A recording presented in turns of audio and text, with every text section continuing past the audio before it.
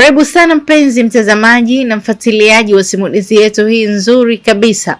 Simulizi ya kweli ya maisha ya Mr. Gundi. Mr. Gundi ana mengi ya kutueleza aliyopitia katika safari yake ya maisha. Katika sehemu iliyopita, Mr. Gundi alikuwa na wakati mgumu sana. Na hii ni baada ya mzazi mwenzie na Mr. Gundi kurudi nyumbani kwa Mr. Gundi, ikiwa tayari Mr. Gundi anaishi pale nyumbani na binti mwingine. Mr. Gundi alipitishwa katika wakati mgumu sana katika siku hii, lakini kubwa zaidi ni kwamba ilitumika busara kubwa mno kwa Mr. Gundi kuhakikisha kila jambo linakuwa sawa, na hatimaye alifanikiwa kwa kiasi kikubwa sana. Lakini haikuishia hapo. Mpenzi wa Mr. Gundi aliamua kuachia ngazi na kwenda kutafuta makazi mapya ili aweze kuishi kwa amani na kuachia makazi yale ya zamani Mr. Gundi na mke wake. Hiyo ni kwa ufupi tu katika yale ambayo tuliyaona katika sehemu iliyopita. Nikukaribisha sana katika sehemu hii ya 19. Karibu sana. Sababu mtu siku nyingine unaweza ukaamua mwenyewe, leo ngoja nijipongeze leo na hamu ya kula nyama ya kutosha, au tuseme kwa nini mshangae kwamba ukuacha hela ya kujitosheleza. Hamna, unajua siku zote kwenye maisha kuna muda yani unakuwa mtu umekalili jinsi mnavyoishi. Sababu hata yeye sio muumini wa kusema chakula kimebaki, sio yani apike chakula kibaki, sio paka nini. Ni mara chache sana umeona. Labda kama anaenda chuo, anaona labda mimi pale nyumbani nitateseka kupika. Sababu mwenyewe kupika naweza, unaona. Kupika mimi mwenyewe naweza. Na anajua kabisa bwana huyu kupika anaweza, kwa sababu hata kuna kipindi ilikuwa yeye labda amechoka hivi, umeona, mimi napika fresh, umeona. Tena mwenyewe anapendaga sana mimi napika. Lakini sasa unajua tena mtoto wa kiume akishakuwa gani na mimi ili mimi speak sina nini, lakini mara nyingi huwa anapika na acha chakula labda kama mimi nipo pale nyumbani, umeona. Kwa hiyo kama anajua labda mimi sipo, basi kinapikwa chakula tu cha usiku, labda kimebaki sana labda cha asubuhi tu pale basi, umeona. Basi kwa mimi nilivyoona vile kuku mzima kama mashamsham. Unaweza siku ambayo nyumba ikiwa na furaha, mwenyewe unajua leo leo kuna furaha. Basi nikamwambia bwana, mimi nimeshangaa kwa sababu juzi tu hapa tumetoka kwenye situation ambayo sio nzuri, lakini leo inaona mwenzangu una furaha. Au kuna jambo ambalo leo lingine labda tofauti na hili, labda kuna kitu ambacho kimekufurahisha, hebu niambie. Inawezekana labda uko chuoni, au labda nyinyi wanachuo labda mmeingiziwa na nini boom, sui boom, unaona, yeye anajua watu wa chuo masuala ya boom si. Akaniambia hamna, jambo bwana furaha, lakini kuna maswali nitakuuliza. Sasa hapa nilivyoniambia kuna maswali ataniuliza, sasa na nini sasa ile pilau kama niona ili sasa pilau ile kwa karibu yani kama chambo ya mchanga. Nikaona ile pilau sasa limekuwa kama chambo sasa. Sababu tena pilau tunafurahia na kula, najua leo kuna furaha ndani, lakini maswali tena. Na mimi mpaka niambia bwana kuna kitu tutazungumza. Yani hapa nakuwa tayari mtu ananihamisha, yani ananihamisha kabisa. Basi kwa nikaa nakula ile pilau, lakini nakula kama kijonge. Na yeye akagundua alisema huyu mbona kama kapoteza furaha. Nilikuwa na furaha, lakini yani tayari kama nina hofu ataniuliza nini. Kwa sababu kama unavyokumbuka ile siku ambayo ile imekuja yule sijalala kule kwake, nilala huku kwangu. Na maswali yake alikuwa anauliza, wewe niambie, umelala wote nyumba moja imekuaje? Nini nani? Na kilichotokea. Unajua kuna vitu vingine, kuna maswali mengine unaweza ukaulizwa majibu yakawepo, lakini kutokana na mazingira ikawa inakutia hata wewe ugumu wa kujibu hilo swali. Unanielewa?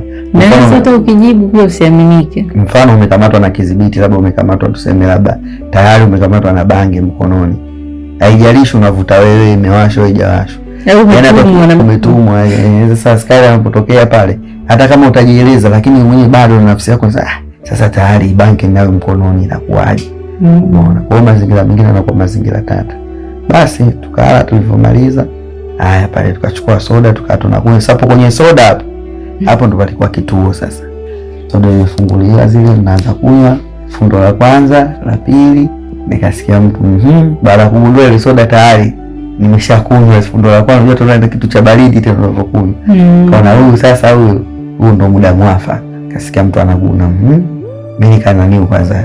Nimesikia huyo yani bana mtu anataka maelezo. Ina maana hapo tena wewe hamna haja kukwambia sio ilikuwaje, sio nini, kwa sababu ashaniambia kitu gani ambacho anataka yeye afanyeje, aniulize. Na mimi sinajua situation nzima, najua sasa huyu anataka aniulize ile siku ilikuwa kwa vipi, yaani nimuelezee ilikuwa kwa vipi, kwanza kwa nini sikwenda kule kwake na nilikula wapi na usiku ule ulikuwaje, yaani mueleze bila kumficha. Niliposema ya kwanza ile nikajuta, nikaifanya niko busy na soda. Na unajua mimi mtu fulani yani wao, yani kama comedy fulani hivi, umeona. Kwa kuna muda mara nyingi sana watu tunafurahi, yani tunafurahi, yani mimi ni mwepesi sana kucheka, yani naweza nikacheka dakika 99 lakini nikachukia dakika moja na nikachukia kweli. Kwa hiyo ni mwepesi sana kucheka. Kwa hiyo ananijua kuwa serious, niambie nini kilichoendelea. Nikamwambia mimi hamna kilichoendelea zaidi ya wewe tu kutoka nikachukua vitu. Sasa mimi kabidi nianzie nyuma sasa. So unajua tena ile unatafuta huruma. Ngambia ulivyoenda chuo mimi nikaulizia chumba hapo kwa huyo mzee. Huyo mzee nilipomuulizia akaniambia chumba hamna. Nikaniambia lakini mimi si yote hayo mimi najua. Ngambia sasa ninakuhadisia kuanzia mwanzo, nisitaki kuruka kitu. Akaniambia kama hutaki kuruka kitu sawa twende. Nikamwambia basi. Nimeulizia kwa huyo mzee. Huyo mzee nilivyouliza akaniambia chumba hamna, kuna mtu kashalipia. Nikatoka jirani pale kwa ule mchungaji. Nikatoka nikampigia simu nani? Bibi. Nilipompigia simu ndo ananiambia njoo. Nikaenda. Mbona nikaelewana naye, nikasafisha ndo paka wewe unakuja. Tukaanza kufunga sui vitanda, sui nini. Baada hapo mimi nilikwambia au umesahau, nilikwambia kwa haiwezekani mimi kufanyaje kumwacha yule mwenyewe, lazima mimi niende kule. Kwa sababu kama nitasema nilale huko, huwezi jua yule atafanya nini. Unaona? Na ndio maana mimi nikaenda kule. So unavyoniuliza usiku ule ulikuwaje, haukuwa usiku aina yoyote, kwa sababu hata hivyo mimi tayari nimeshamove. Na mimi kawaida, yani moyo nikishamkabidhi mtu nimemkabidhi. Ananiambia wewe unaongea maneno hayo hivyo, umesahau kama mimi ushaniambia kila kitu kuhusu Mama Fatuma. Mimi ushaniambia kila kitu na unaniambia wewe ilikuwa nusu ufe kwa ajili ya huyo mtu. Hivi leo kirahisi tu unaona naye afu niambie sio usiku ulikuwa usiku wa kawaida. Inawezekana vipi kwa usiku wa kawaida? Wewe niambie. Sasa pale alipokuwa ananiambia sasa mimi nitajieleza nini jamani? Hivi hata mfano wewe mpenzi msikilizaji, unaulizwa wewe swali kama hilo, alipokuja mzazi mwenzio ilikuwaje, mlivyolala wote nyumba moja ilikuwaje? Wewe unajieleza nini? Kwa mimi nikaa na danki mara huku na luka. Na kiukweli nilikuwa sina majibu ya kumueleza zaidi yako kumwambia tu bwana usiku ule kulikuwa hamna kinachoendelea. Basi mwenzangu nilipokuwa namwambia maneno yale bado akaamini na akawa bado kuna kitu. Unajua kuna muda si binadamu, kuna muda watu tunachokoza vitu afu yani huwa tunakuwa na chokochoko ya baadhi ya vitu afu hivyo vitu baadaye vinakuja kutuumiza. Sasa yeye kuna vitu ambavyo kwa anavilazimisha mimi nivizungumze, aliyakuwa kabisa anajua kwake hivi vitakuwa maumivu. Aidha ndio nimefanya au sijafanya. Sijafanya. Kwa hiyo mimi nikamwambia tu bwana mimi kilichoendelea, nikaongea tu Simba. Mwenzangu akabadilika pale.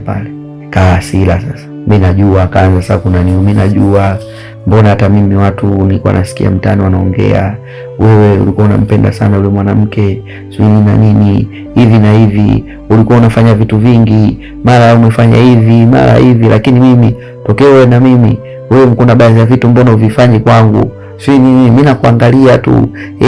Nikaona sasa kumbe mwenzangu na maana hapa mimi sasa upendo upo kwenye mizani. Sasa nikasema sasa kama upendo uko kwenye mizani hiyo si balaa hilo. Ina maana kama kule mimi nilikuwa na performa ya upendo 90% au 100, ina maana huko 100, kitu ambacho hakiwezekani. Kawaida ya moyo wenyewe tu una react kutokana na mazingira. Unaona, afu kizingatia mitayari nishatoka kwenye maumivu. Niliona mwenzangu sasa tayari kama anabadilika. Nikabidi sasa nimwambie bwana sikiliza. Mimi bwana usiku bwana tulitoka, nilivyotoka hapa nifika paka nyumbani pale nikamwona nilivyomuona nikamwambia nasikiliza hapa nitakiwa wewe huyu kae naye ili mimi nirudi kule. Akaniambia ukaa na huyo ngumu, kwa sababu hata mimi mwenyewe amenibana sana.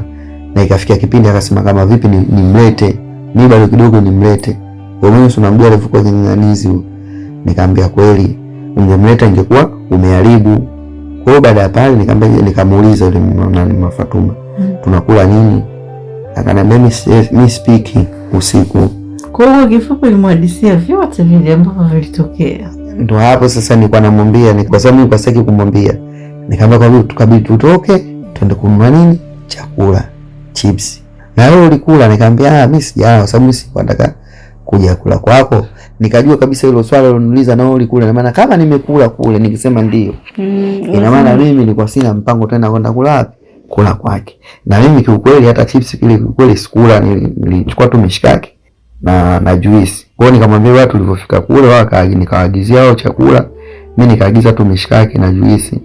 Baada hapo tukarudi nyumbani. Nikamwambia Mua, sikiliza, yani hapa kuna uwezekano yani ungebaki huku mimi niende kule, au Mzuge Amua kaniambia iwezekani. Mimi mwenyewe si unajua nimetoka nyumbani kwa mlango wenyewe, yani nimeegesha tu, nikajua nakuja hapa mara moja. Fikiria nimekuja hapa tokea saa 10 mpaka muda huu, unaona. Kwa hiyo iwezekani mwanangu, ngoja niulize zangu home. Nikamwambia si poa. Kama sasa mwanangu, hapa tunafanyaje? Mimi nafanyaje? Mbona na mazingira magumu? Akaniambia ndio hivyo, kuna muda nitakiwa tu usimame sehemu moja, alafu hiyo nafasi nyingine utajua baadaye. Kila mazingira yana muda wake. Wewe sasa hivi simama sehemu moja, ukisema ujigawanye huku na huku unaweza ukashangaa ukaharibu kabisa. Nikamwambia basi poa, ndio mimi nikabaki. Kwa hiyo nilipobaki mimi nikaenda zangu kuoga. Nilipooga nikarudi ndani mimi nikali ngumu mimi, kwa sababu yeye mmeona jana usiku wa jana mimi sijalala kabisa. Nilikuwa tumekaa hapo kwenye kochi mpaka saa 11 ile ndio mimi nimeingia ndani. Kwa hiyo mimi nilikuwa nina usingizi, nimeingia zangu chumbani. Kuingia chumbani naye kaingia chumbani, mimi ningemfukuza kwa sababu hata mimi ningesema nikabidi sasa yani ni vitu ambavyo hata yeye niingie katika akili yake. Nikamwambia kama mimi ningesema yeye ni mfukuza au nilishe zogo, ina maana yule angeanza kupiga makelele sio ni na nini yeye, kwa sababu mwanamke wako angejaza watu. Mwisho wa siku asubuhi ingekuwa skendo. Skendo hiyo, kumbuka nyinyi hosteli kwenu sio mbali. Haya mambo wangesikia bodaboda wangeanza kuzusha haya mambo. Mimi nilichokiona kwa pale, yani kitu cha msingi ni kumwacha tu. Kwa akaja akapanda kitandani, wewe ulilalaje? Nikamwambia mimi nilitoka kuoga nimevaa suruali yangu. Wewe ulivaa suruali? Nikamwambia ndio. Unasema ukweli ulivaa suruali? Nikamwambia ndio, japokuwa mimi sikula na suruali. Nilivaa boxer. Akanambia kama ulivaa suruali Mungu anakuona. Nikamwambia unajua kuna muda mwingine unaweza kuongea uongo ila moyo unasema Mungu nisamehe. Basi baada hapo nikamwambia mimi nilikuwa nimekaa na chizi zangu simu hiyo kahala pembeni. Kwanza na mwenyewe ana hasira, sababu yeye ana hasira kuhusu wewe, yani kitendo cha kukuta wewe tayari naye anafanya ana hasira. Sasa ana bado ananipenda au tu ana hasira, lakini mimi ninavyoona yule mimi anipendi, anataka tu kuniharibia, lakini alikuwa na hasira. Kwa hiyo alivolala pembeni mimi nikaendelea. Mimi nikaanachezea simu, hata chezea simu ndio ukatuma message ile, mume wangu chakula tayari. Wakati nasoma message yako yeye akawa kumbe ameiona vipi? Nikamwambia message inavyoingia si lazima inaniu ipige kelele. Umepiga kelele, yule kugeuka ndio message ipo juu pale, akawa ameiona. Sio nyinyi mlikuwa mmekaa pamoja, nyinyi mnatizamana nyinyi au mmekumbatiana? Nikamwambia hamna. Basi kwa hiyo baada hapo kuona message, nikamwambia tukaanza kugombaniana simu. Kwa nini agombanie simu na ulisema amenuna? Tayari yule yani yeye bado hana uhakika kama mimi naye tumeachana au vipi. Japokuwa ile mchana mimi nilimwambia bwana huyu mtu amenaniwa ameenda kwa shangazi yake. Kwa hiyo lakini yeye yule hana uhakika. Akanambia kwanza akacheka. Unajua bwana mtu mwenye elimu tu. Mtu ambaye amesoma kidogo ana upeo, hata kafika form 4 au hata form 2 form 3 hata la 7 kafika akiwa anajielewa. Mtu aliyosoma akasoma. Kwa hiyo kuna micheko alikuwa anacheka mpaka mimi mwenyewe kana najishtukia au hivi ninavyoongea hivi bado natilimbana kama manabuna. Akaniambia baada hapo, nikamwambia hivyo tumegombania na simu. Mwisho wa siku mimi nikastaki aone ile message kama wewe umenitumia message, lakini alihisi, nadhani aliona kidogo, umeona, lakini hakuwa na uhakika, yani hakuwa na udhibitisho kwa sababu anataka simu ili aone. Baada hapo nikamwambia ndio hivyo tumegombaniana. Mimi nikaitia lock ile simu. Nilipoitia lock yeye hawezi tena kuona message. Baadaye kutokana naye alikuwa na hasira akalala, mimi nikalala zangu. Lakini kuna muda nimeamka mimi nataka nije huku. Yeye alikuwa mwenzangu bado, kumbe hajalala. Mbona kaniuliza unaenda wapi? Mimi ningemwambia naenda wapi. Kwa mimi sikuwa na budi. Katoka uwani. Mbona naye akajifanya naenda uwani. Baadaye nikarudi ndani, naye akarudi ndani, basi tukalala mpaka asubuhi. Asubuhi ndo akaanza kuniambia mambo ya kuhusu mtoto, kuhusu sijui unga sijui nini, kwa hamna kitu ambacho kilichokuwa kinaendelea. Akaniambia sawa, lakini mimi nitajua tu. Ndio. Mimi nitajua kama unanidanganya au unaniambia kweli, mimi nitajua. Nikamwambia sawa, haina shida, kama utajua sawa, haina shida. Basi mimi nikawa naendelea kama kawaida. Sasa ikawa mimi kulala, naenda nalala kule na nalala, kwa sababu kunaogopa mimi nitaibiwa. Kule naye kidogo kuna nini, kuna fence. Kuna siku zingine yeye anatoka kule anakuja na nalala huko. Mimi natoka huku naenda nalala kule. Basi naenda kama siku 3-4 hivi. Na maneno kaanza kusikia kwa watu. Haya bwana, unagombaniwa. Sio na nini? Unajua siku zote ukiambiwa jambo ambalo lina ukweli, lazima ukipaniki, unashtuka kwanza, afu ukipaniki watu ndo wanazidi kuongea hilo swala. Kwa hiyo alivyosema swala leo, mimi nikaifanya changani. Mimi nigombaniwe kwa sura gani? Nani mimi nigombaniwe kwa maisha gani? Hamna, nasikia mtoto wa chuo sio na nani, kaona hapa ndo anapoharibu sasa raia. Umeona? Basi mimi sikuchukulia, yani sikupokea kwa hasira. Mimi niliweka nacheka tu, naambia hamna bwana, hamna. Mbona una watu wanasema majina zako walikuwa wanasikia. Mbona watu wanagombana usiku, watu wanagombana.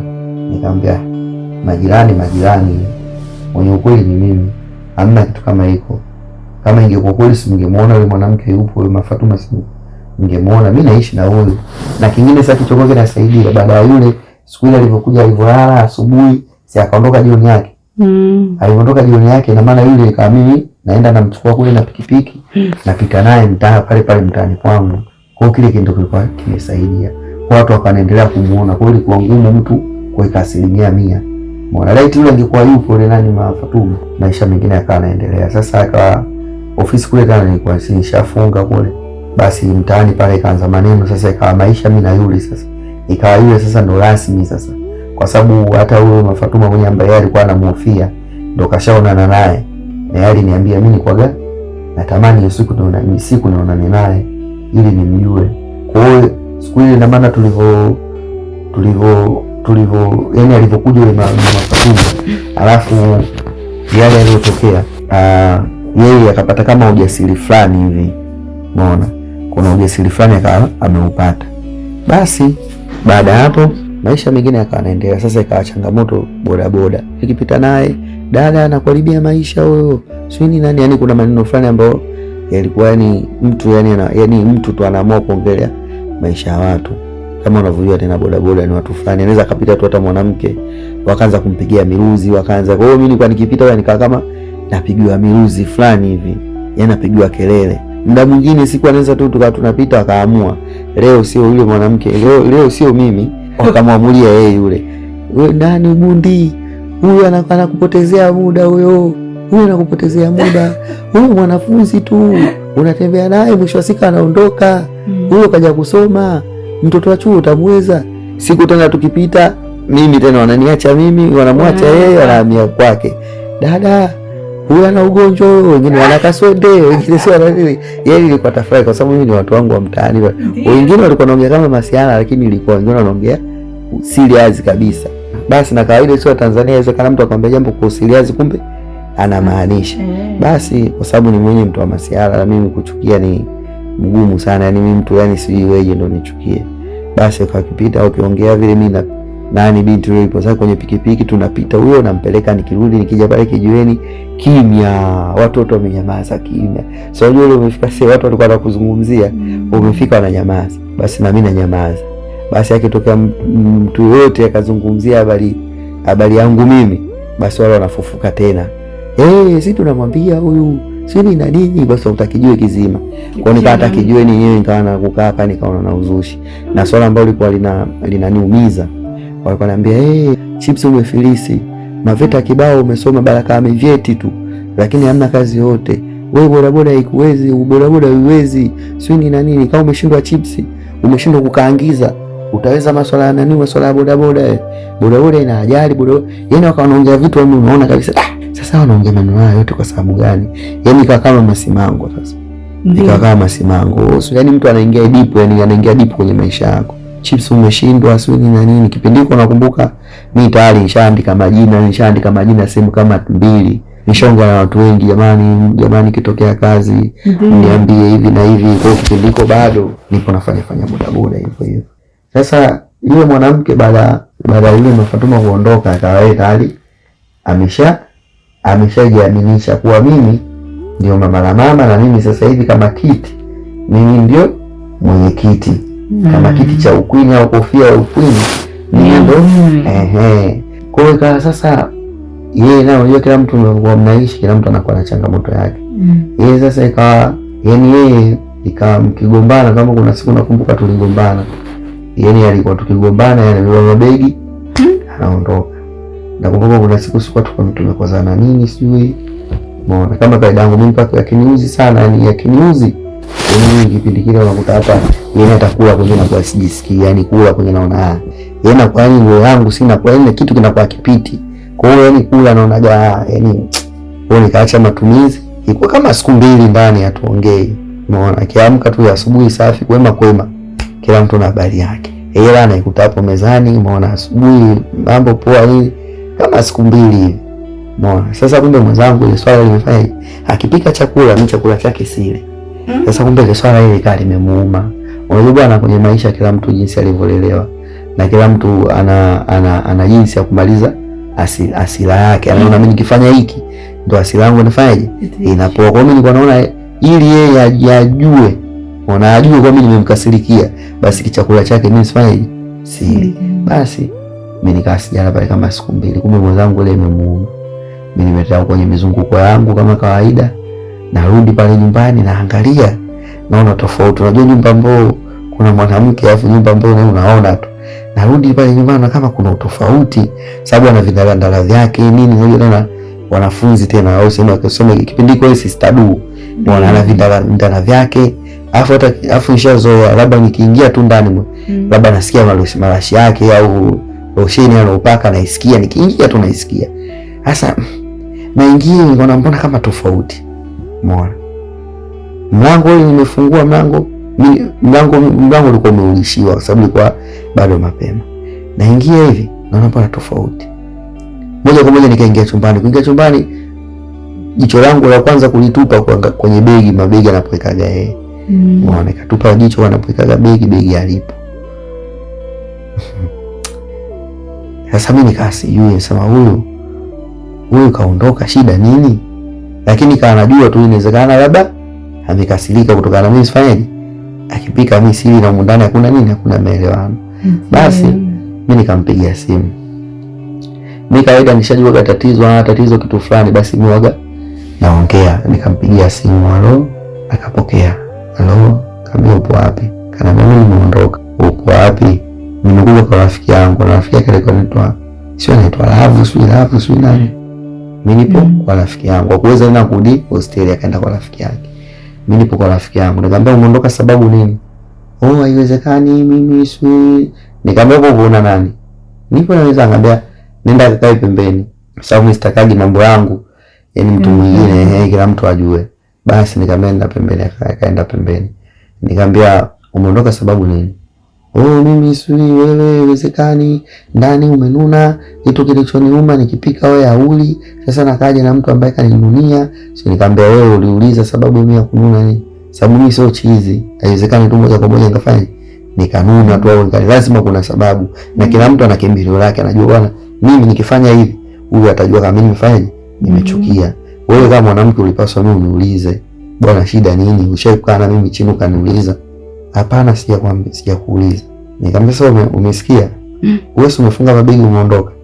Umeliona ili jua ilikuwa mida kama saa 11 hivi ndio jua linalozama mazao. Nikamwambia umeliona ili jua linalozama ili jua umeliona? Ili jua kabla halijazama au likizama ikageuka hii siku labda leo ikageuka ikafika ikawa kesho. Basi mimi na wewe ndio bye bye. Kipindi hicho sana mimi bado sio kama simpendi, nampenda lakini tayari mimi tayari. Umeona? Yule ilikuwa ndo kama mahusiano. Afu kumbuka nishaachana mimi na familia. Ni familia ishapotea katika mikono yangu. Kwa hiyo unaona kabisa uzito ulikuwa hapo. Uzito ulikuwa kwenye familia kuliko huko. Lakini yeye tayari kishakuwa nampenda, na kuna baadhi ya vitu ulikuwa tulikuwa tunashauriana, alikuwa ananishauri kwa sababu mwenzangu naweza kusema kielimu amenizidi kidogo. Umeona, na hata upeo tu hivi, sio upeo wa kupambanua mambo sio, yani upeo unasema ile ya akili, mfano wa kidarasani. Kuna baadhi ya vitu mtu unaona kabisa anavyoongea au anavyokushauri, unaona kabisa hivi vitu mimi sina. Yani kwenye maisha kuna ule upeo kama mwanaume, alafu kuna upeo kutokana na mazingira ya maisha ambayo mnaishi. Basi kwa kuna vitu vingi alikuwa ananishauri, tunashauriana, tuna nini hivi. Lakini tatizo lake lilikuwa hilo. Nilipomwambia vile, akaniambia njoo nifuate. Nikamwambia tunaondoka, unaondokana nani? Mimi nilikupeleka ulipoenda. Mimi sikufuati, wewe utajua mwenyewe. Kama umeenda ulipaa basi urudi kwa kupaa. Lakini ukiona ile jua limezama, nilikuwa naongea hivyo na nilikuwa namaanisha. Naomba kuna ile jua limezama, usikanyage tena. Mimi na wewe kwisha. Ndo basi mimi nikatoka nje pale, mlango za mimi sikufunga kama nilivyokuta, na mimi nikauacha hivyo hivyo. Si ndo jana, si na uzuri mtaa wetu ule hauna wezi. Basi mimi nikaondoka kwenye mishe zangu.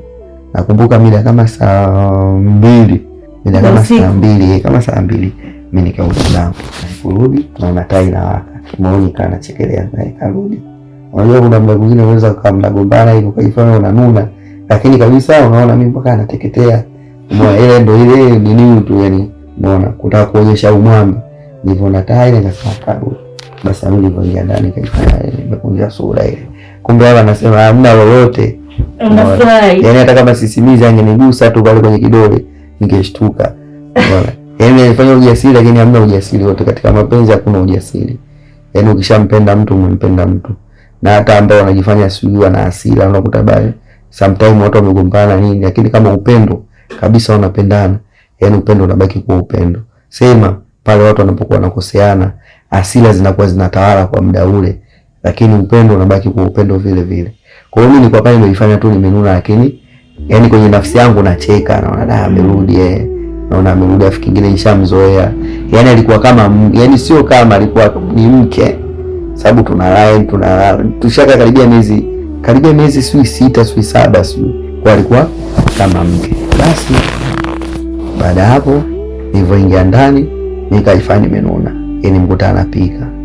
Mimi nilivyoingia ndani kaja kanikumbatia, mimi nikaifaka nimegeuka pembeni.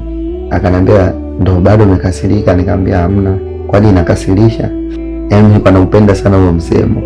Yaani kama mtu kanifanyia kitu ambacho anaona kabisa kinauma, fanya inauma, naambia kwani unaona inakasirisha? Hamna, mimi unajua hasira sio na nini hivi na vile, sio nini kuna kula kana jitetea. Na kiukweli mwenyewe nilikuwa najua kabisa kosa langu, hata ningekuwa mimi nisingejisikia faraja, yani nimenua kitu afu mwenzangu labda mtu ambaye naishi naye hali, unaona, najua inakuwa kama sio vizuri. Ni binafsi ukiwa kama binadamu inaumiza. Kwa hiyo mimi nilijua kabisa kosa langu lilikuwa wapi. Basi alivyoongea mimi nikajua mimi muda wangu na ujio mwenyewe kuzungumza. Mimi hata usiku wa manane nikakaa hivi, umeona, tukaa tumeamka tu labda hivi tunapiga story, nikaanza kumpa darasa, bwana maisha yako hivi. Yaani mimi ni muumini sana kuongea na mwanamke. Yaani wanaongea naye sana, namuelewesha maisha yako. Yaani mimi waga naongea hadi mambo ambayo labda ya mbele, labda jambo la kesho kutwa mimi nalizungumza leo. Leo tunaishi hivi, kesho kuna hili, kesho kuna hivi. Mimi binadamu, kesho kuna rafiki yangu, kesho. Yaani naongea vitu vingi, kesho naweza nikakukosea hivi. Lakini usiangalie nitapokukosea, usiangalie yale makosa kwa muda ule. Angalia nyuma tuko tunaishi vipi. Kwa hiyo si binadamu kukasirika ku. Kwa hiyo pale muda ule alikuwa yeye uwanja wake.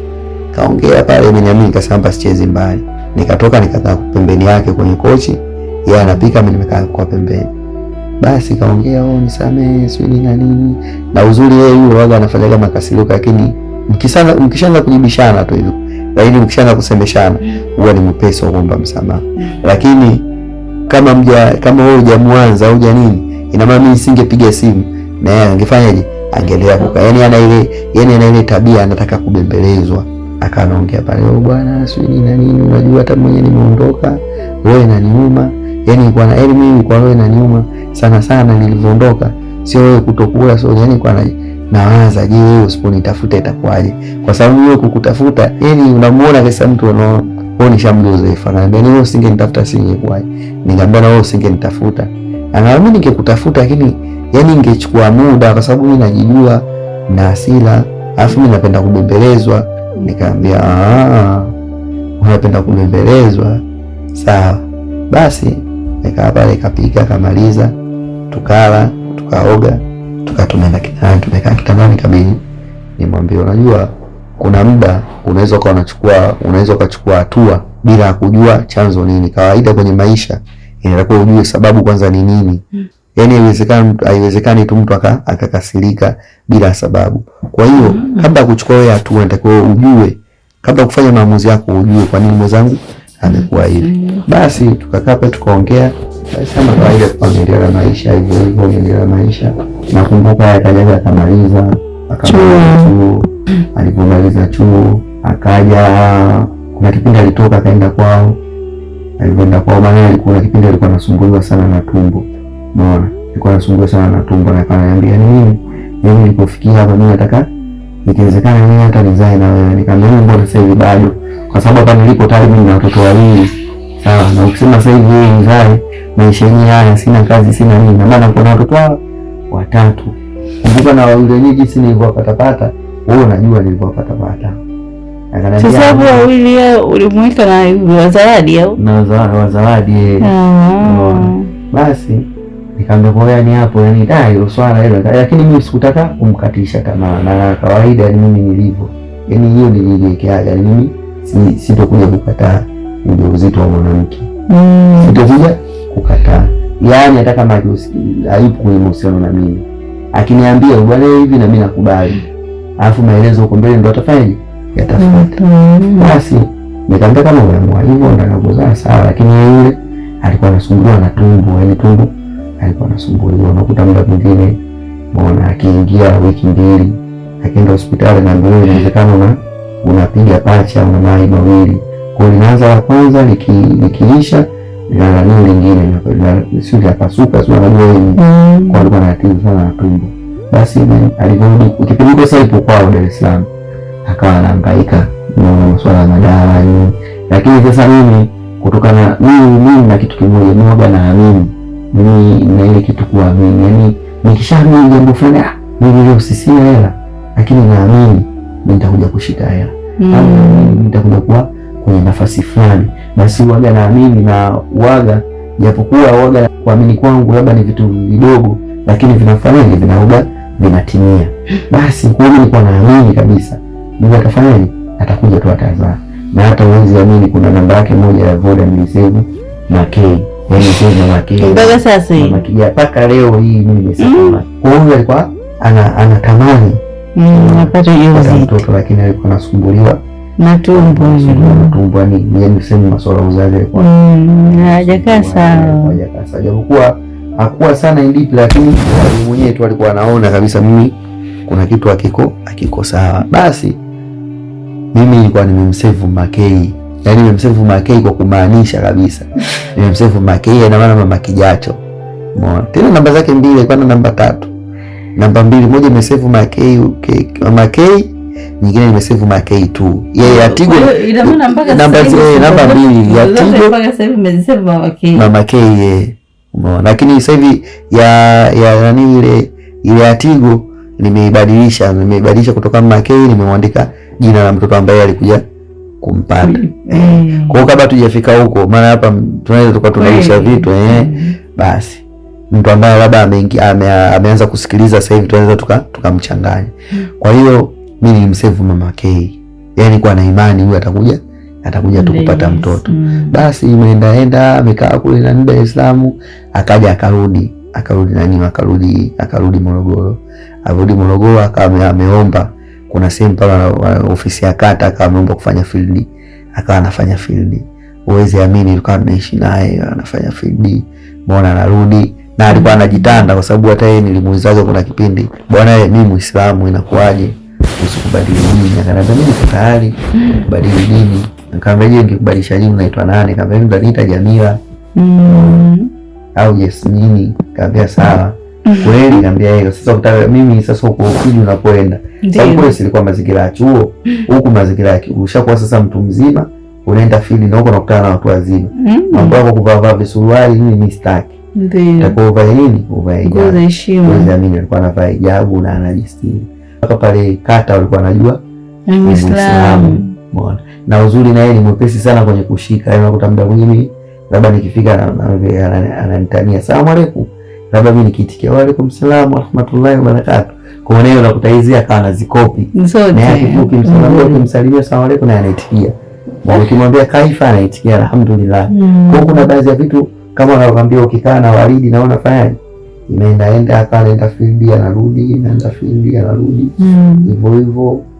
Nakumbuka kuna siku nilikuwa katika mishemishe zangu, kuna mama mmoja pale mtaani kwangu kwenye ile nyumba ambayo mimi baada ya kufukuzwa, kuna nyumba ile nilifukuzwa ambayo tulikuwa tunafanya sanaa, na nyumba rafiki yangu alionipokea. Sasa ile nyumba ile mwenyewe akawa amehamia, ndio ambayo ile jamaa yeye ni shangazi yake, wanaita mama profesa, kwa sababu mimi ni profesa wa SUA. Yule mama yule yeye huwa anapika vyakula, mfano labda kuna send off usu, labda kuna sherehe, anapika. Yani ni wale ambao nampa oda, anapika, analeta chakula ukumbini.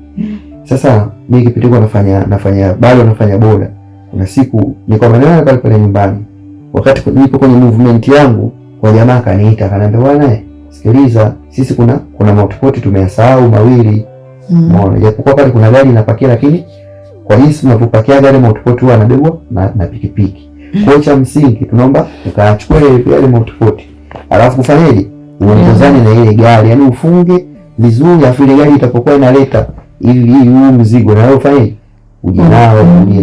uje nao motopoti. Nikamwambia sawa, bei. Akaniambia basi ukija tutazungumza, sasa tushindwane. Kaambia wapi? Akaniambia hapo nyuma hapo kwa mama profesa. Akaniambia napajua. Mimi nikatoka na pikipiki nikaenda pale. Kufika pale kuna jamaa alikuwa pale nani kiumri, naweza akasema kama tunalingana au anaweza kama kuniziba, basi kanizidi kidogo. Ndio dereva ile gari kwa anapakia na yeye mandoo nini. Umeona, basi mimi nilifika pale nimwambia mdada wa ndani, bwana, kuna motopoti ambayo mimi nitakuwa ni ya bebe ile baki. Akaniambia hapa ameyatoa sasa pale nje. Mimi nafungua mpira najiandaa kuyafunga, unajua kama unakutana vijana kama kawaida. Tukaanza kusalimiana, bwana vipi, fresh, shwari. Nikamwambia mwanangu, mimi natamani kweli gari kama nijue. Nikamwambia kwani wewe gari hujui? Nikamwambia gari mimi najua, lakini gari mimi kujua kwangu sijui ile kabisa, ule professional sijabobea kusema hata sasa hivi unitoe hapa unaona niendeshe mwenyewe mpaka mjini bado. Lakini nilienda tu nikasomea VETA na ile short course ya wiki 3. Sio miezi miwili hiyo course. Miezi miwili ilikuwa operator. Miezi miwili ilikuwa fanya operator ambayo ilikuwa Shinyanga. Hiyo gari nisoma wiki 3. Wiki 3 kama na siku kadhaa, kwa sababu nilitaka nikachukua leseni ya operator ile, kwa sababu ningesema nichukue leseni ya operator na maana ningepewa daraja hili moja tu ambao ni udereva. Sasa nikasema ngoja nisome na udereva ili hata ninapojaziwa pale kidogo leseni yangu ongezwa baadhi ya vitu. Kwa hiyo nikaenda nikasoma. Hiyo nilisoma 2017. Mbona nakumbuka hiyo 2017. Basi na nakumbuka hii baada ya kusoma kuna kipindi nilikuwa naangaika leseni, nataka nikachukue leseni. Janet Eba alinitumia hela. Kipindi kwa Dar es Salaam kabla hajarudi kwa film. Alinitumia hela, nakumbuka alinitumia shilingi 40. Kipindi hicho ilikuwa leseni kuna niwe 40. Alinitumia yani leseni yangu ya kwanza. Yeye ndo alinilipia. Kwa hiyo kwa mtu ambaye tunaelewana sana, na tumeshibana. Basi vijana katika story bana, leseni ninayo. Kwani wewe unafanya gani? Nikamwambia mimi nimesomea mitambo, mimi ni operator. Operator wa nini? Nikamwambia operator wa skaveta. Au umeshakuajiriwa? Nikamwambia sijakuajiriwa. Ila kuna sehemu unajua mtu huwezi kumwambia sijakuajiriwa, sijafanya kazi sehemu yoyote. Unaonekana wewe ni nothing. Hata kufanya mpango anashindwa. Nikamwambia huyu kikubwa alikuwa anajiamini. Nikamwambia mimi sijafanya kazi sehemu yoyote, lakini huwa tu kuna jamaa zangu wananiita day work, naenda nafanya narudi. Ndio. Kwa hiyo kuajiriwa, anambia sasa mbona anaandika majina? Juzi hapa ameandika majina Kinguruila pale. Kinguruila niliruka.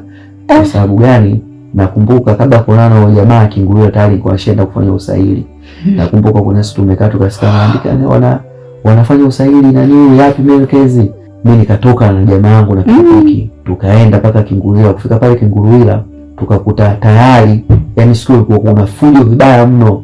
Nakumbuka mimi katika maelezo yangu nimeeleza kuwa nilienda Kingerengere, nikaenda na 88, nikaenda na Kilosa. Kwa hiyo Kinguruila kidogo nilikuwa nimesahau. Basi tulivyoenda hiyo Kinguruila nakumbuka kwa sababu yule dereva ndio naye tayari ishaenda Kinguruila. Wakati mimi nafika pale mchana kwa ajili ya kutafuta nafasi ya kuandika jina langu, nikakuta pale ndo yani maskari ndio wanamalizia kuweka ulinzi. Ina maana ya asubuhi watu walipigana mpaka ile fence, sababu kulikuwa kuna fence ya wavu. Yote ile ilidondoka. Katika kuuliza wakaniambia hapa kuna fujo ilitokea. Kwa hiyo na wewe kama ni operator nitakuja kesho asubuhi. Nakumbuka pale wakati mimi nipo napiga story na baadhi ya watu kujua taratibu. Kuna jamaa nikaonana naye ambaye yeye tulisoma naye Shinyanga, anaitwa Rema. Yeye alikuwa kwenye grade, mimi nilikuwa yeye alisoma Skaveta akasoma na grade. Mbona tulikuwa naye Shinyanga. Mimi kwenye kutupa macho jamaa tunaonana hivi. Wewe vipi safi? Umefuata neno langu Wasakatonge. Kwa tunajiita Wasakatonge. Vipi umetokea? Mimi mwanangu nimetokea Arusha. Nikamwambia tokea Arusha, mwanangu kweli sio poa. Vipi wewe kuandika jina kama mwenyewe ndo nafika, unaona ile begi ndo nafika sasa hivi.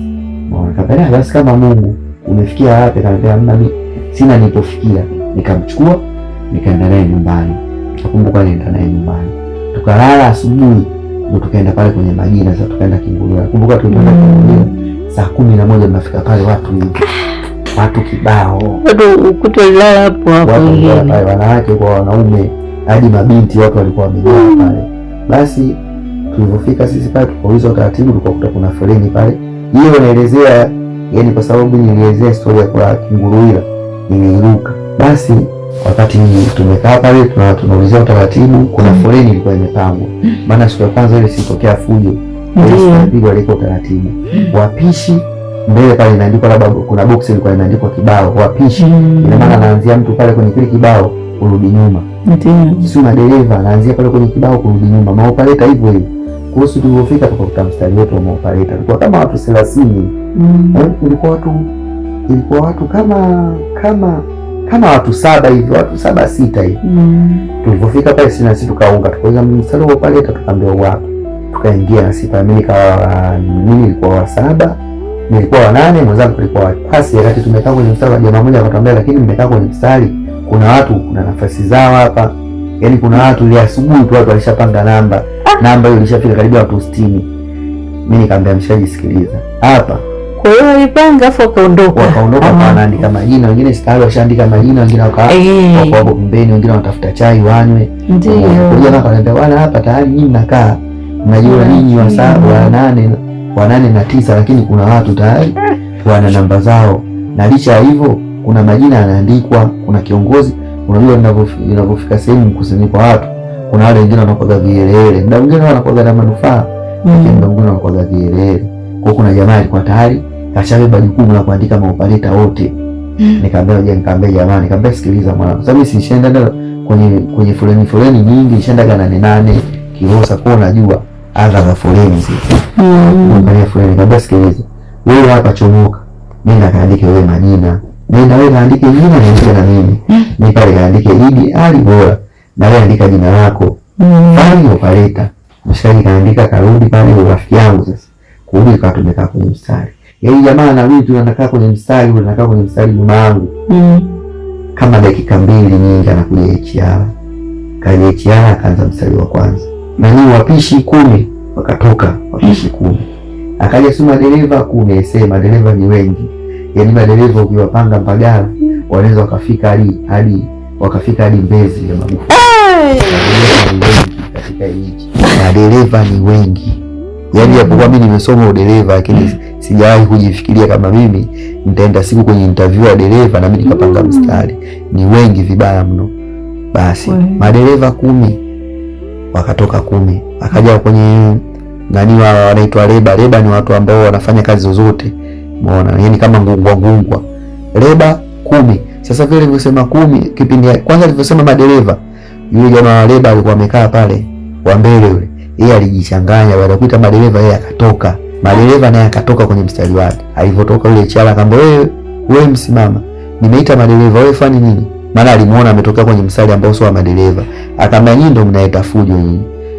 Kaa kushoto. Na maana kaa kushoto na maana nafasi yako ndio imefanya imepotea. Alafu kiangalia wewe ndio alikuwa wa mbele. Na watu ile nafasi na maana wengine walikesha pale. Na wengine walikuwa tokea kwenye vurugu za jana. Umeona? Wengine nafasi walizishikilia tokea mchana. Jamaa yule akaanza kulia ndio nikajua kweli kwenye maisha kuna muda mtu unaweza kuangalia kama mtoto. Jamaa yule akaanza kulia kama mpaka sisi sasa ambao tupo kwenye mistari tukaanza kumwombea msamaha. Msamehe bwana, hajasikia huyo. Hajasikia, msamehe. Jamaa analia kama mtoto. Fikiria nafasi alivyoipambania, alafu anaambiwa kaa kushoto, nyinyi ndio mleta fujo jana. Basi jamaa yule kabidi tumuombe msamaha pale. Jamaa yule kabidi arudishwe kwenye mstari. Ilifika zamu yao akaambiwa nani leba 10 akatoka. Sasa ilivyokuja kwetu sisi, wakati yule HR kaja, anataka ndo anafika kwenye mstari, anataka kutaja watu kama kaida yake, watu kadhaa muende. Yule kiongozi ambaye alikuwa anafanya kiongozi kakaa pembeni, yani kwenye ule mstari kakaomea sabara, akanyosha mkono. HR, lakini hawa wamekaa, wengine wamekaa tu, lakini watu ambao idadi kamili ambao wapo kwenye mstari au ambao orodha ambao namba 1 mpaka hiyo 10 unataka ni hawa kwenye makaratasi. Akaambia kwani utaratibu unaotoka nao kule ni upi? Kule nimetoka na utaratibu wa kuita watu 10 kwenye mstari wanaenda. Wewe ukiniambia utaratibu kwenye makaratasi mimi siuelewi. Akasema watu 10 tokeni. Mimi na mshikaji wangu kanishikilia mimi na mimi nimemshikilia mbele. Yaani unajua kwa sababu kuna watu walikuwa wanajipenyeza. Tunashikiliana ile kama mnaendesha gari la kitoto tukapita 10. Hiyo sasa tulivyopita pale. Kule tunakwenda kuandika majina sasa, kwenye kuandika majina fani zetu sasa ndani kuna foleni, yani ile foleni ya ndani kule kuna basi lilikuwa limeitwa basi. Ile basi lile watu wamepanga mstari, mtu wa kwanza anakuwa nini pale nje ya ule mlango. Kwa anaingia kwenye ule mlango, anaingia ndani ya basi, anaandika fani yake, anatoka, anaingia mwingine. Na ule mstari ulianzia kuanzia wapishi, madereva, leba, wale wote 10. Mstari ni huu. Ukishafika kule ndani ndio unasema fani yako nini. Basi sisi tunaingia ndio kwa sababu ile zoezi kwa inafanyikia nje ya nani ya kambi. Basi sisi wakati ndio tunaingia kwenye ulozio, tunaingia ndio ndani mule. Kwanza mtu unaingia mule, yani unajifariji, unajua ndio kama ushapata kazi. Lakini ule mstari ambao ulikuwa umeka kule, ni ule mstari yani umekata kona tena. Yani mimi nikawa naenda nasema sijui ni gaili, lakini ndio hivyo nishasota. Ukiangalia maneno, ukiangalia nimetoka chuo, sijapata kazi yoyote. Basi nikasema Mungu anaweza akafanya akafungua. Kweli nikaenda mimi nikakaa kwenye mstari. Yani unakaa hivi, yani kana kwamba hadi ule mtu wa mbele umuoni. Yani paka utoke kwenye mstari upinde kona ndio unamuona yule. Mimi nikakaa pale, mwisho wa siku nikatoka. Nikamwambia mshikaji, bwana niangalizie. Nikaa nimeenda nani, kuna sehemu mwe wanauza maji. Nikaenda nikachukua maji, nikarudi nikakaa tena kwenye mstari. Nimeenda paka ikafika zamu yangu, nikaingia ndani nikaandika jina fani nini, nikamwambia opaleta hivi na vile, nikaandika pale namba ya simu, nikamwambia toka, nikatoka. Akaandika na mwenzangu. Tulipotoka pale nikamwambia vipi turudi nyumbani. Nikamwambia mwanangu hapa mimi kwa sababu nimekuja hapa yenyewe, nimekuja tukipaliana. Mimi naenda na dandia semi, nafanyaje? Narudi. Unaona, kwa sababu kama simu mimi najua mambo ya kuandika majina haya, ingekuwa test mimi ningebaki. Lakini kwa sababu kuandika majina huwezi jua, wanaweza katupigia. Simona watu tupo wengi, wanaweza katupigia hata mwezi ujao. Sasa nitakaa tu na kaaje, na mimi sijajipanga kuja kukaa. Nijua kama ni test tu, kama ingetokea test ningefanya test, ningekata siku 2, ningefanyaje? Kama ningeitwa basi ningeingia kazini. Nikabasi fresh mwanangu, poa. Kama nacheka sasa baadaye pale, lakini ndio ikawa imetulia. Nikamwambia hivi mwanangu, hivi mfano kipindi kile tunakaa kule tupo nani kule Shinyanga, hivi mfano ungekuwa unanifanyia ubaya au labda umeniibia kitu changu au umenifanya ubaya wote, leo tumeonana hapa hivi ingekuwaje? Basi tulicheka sana, alikuwa anasema kweli mwanangu, dunia ndogo. Sikutegemea kama siku tutakuja kuonana, sababu Shinyanga ni mbali kutoka Morogoro, au Shinyanga kutoka Arusha ni mbali, lakini tumekuja tumeonana. Ndio watu wasema milima ikutani, binadamu wanakutana. Basi poa mwanangu, hamna noma. Akapanda juu, nikamsindikiza hadi na niu sehemu anapopandia mara niu semi. Nikamwambia poa, mimi naondoka. Nikarudi zangu nyumbani. Nimerudi nani akawa ananiuliza, na alivyorudi tunalibana, nilimwambia naenda kwenye usaili. Na si alituona asubuhi tulivyoamka, karudi kwenye nani, kwenye kujitolea kwake, naye alikuwa anajitolea kama field. Basi akaniuliza vipi huko ulipoenda? Nikamwambia tumeandika majina. Mimi nikajua mmeenda kufanya testi. Nikamwambia hamna majina kwanza, kwa sababu watu ni wengi. Nikamwambia sawa, lakini usikate tamaa. Nikamwambia mimi sikati tamaa, hata nisikie kesho wanaandika majina sio Zanzibar, mimi naenda, sikati tamaa. Anambia haya poa, mikaki yangu kaenda kijiweni. Basi maisha kanaendelea, maisha kanae kama kawaida, kanaenda field. Sasa inaenda tunarudi sasa kwenye story yetu. Yule bwana baada kuniambia, mbona Kimgulila ameandika majina? Nikamwambia ndio, mimi mbona nimeandika jina? Nilishaandika jina. Kimgulila nimeandika jina, Kihoteli nimepeleka barua, na nane nimeenda nimeandika jina, Kilosa nimeandika jina. Kote hao ni yapi hao? SGR. Akaniambia sasa mwanangu, wewe unaishi kinyonge mwanangu, kwani namba ya ishara huna? Nikamwambia mimi namba ya ishara sina. Akaniambia wewe mwanangu, wewe dunia hii mwanangu, huwezi ukaishi hivyo. Lazima uwe na namba ya mtu wa karibu. Ukiwa tu umeandika jina vile utasota. Nikamwambia mwanangu, kwani vitu hivyo mwanangu mpaka uwe na mtu wa kushika mkono. Mimi namba sina. Akamwambia sikiliza, andika namba ya ishara. Wewe utafuta muda ongea naye. Sasa mimi kwenye kujieleza na nikamwambia poa. Mimi nikaandika namba hiyo. Muona Mungu alivyo. Nikaandika namba hiyo, nimetulia nayo. Nikapakiza ule mdani yale multipoti, tukaenda mpaka huko tulipoenda, ambao kwenye ukumbi wao nikaacha kile yale multipoti, nikalipo hela yangu, nikarudi. Sasa mimi nikaendelea kama kawaida na maisha yangu ya kawaida, muda mwingine kijiweni Sky, kutokana na majungu, labda mtoto anipigie simu. Kuna siku akanipigia simu Mama Fatuma. Halo, vipi safi? Wema za huko safi. Ajambo, huyo mwanamke wako? Nikamwambia mwanamke gani? Huyo mwanamke wako anafanya unione mimi takataka. Sasa maneno hayo yanatoka wapi? Mimi mbona sijakuona takataka? Kwani wewe ulikuja kumuondoka mwenyewe? Na yule si aliondoka. Yule hajaondoka. Kumbe ulikuwa na unitia mimi ujinga. Nasikia bado upo naye. Mimi yule umeachana naye, kumbe bado upo naye. Sasa sikiliza, kama unataka kuwa na mimi nirudi, achana na wewe mwanamke. Nikamwambia nikiachana naye utarudi. Akaniambia achana na wewe mwanamke, mimi narudi. Nikamwambia sawa. Basi mimi nikaenda na maisha yangu kama kawaida, naenda field narudi hivyo. Sasa kuna siku nikawa nipo kwenye purukushani zangu. Sana nimepeka abiria, unasema anapita makunganya ndani. Kwanza yule namba nilivyopewa, nilikuja nilimpigia, nakumbuka nilimpigiaga yule HR. Halo, akapokea. Bwana mimi naitwa fulani, umeona? Kama unavyojua mtu ukijua ni naye umempigia simu hakujui. Kawaida mtu ukitaka mwelewa labda aambie, bwana kuna mdogo wangu anakutafuta. Ndio mtu mnaelewa, lakini mimi nimempigia simu simjui. Naye anijui. Halo, nani? Nikamwambia mimi naitwa Idi. Una shida gani? Nikamwambia samahani blaza. Mimi ni operator, nikuja kuandika jina hapo Kimgulila. Umeona? Kuna blaza wangu ambaye anakufahamu, amenipa namba, amesema tu tunawasiliana. Nilikuwa nauliza vipi maoperator washaanza kuitwa, kwa sababu walikuwa wanaita kwa awamu. Wanaita baba madereva, wanafanyia testi siku hiyo, wanaondoka, wanakaa, labda siku nyingine wanaita tena maoperator, labda siku nyingine wanaita wapishi. Walikuwa wana nani sana, japokuwa nao walikuwa na testi, lakini testi yao ilikuwa tofauti na madereva, labda na maoperator na watu wengine. Basi akanambia, akanajibu kwa kuni crash, bado hajaitwa.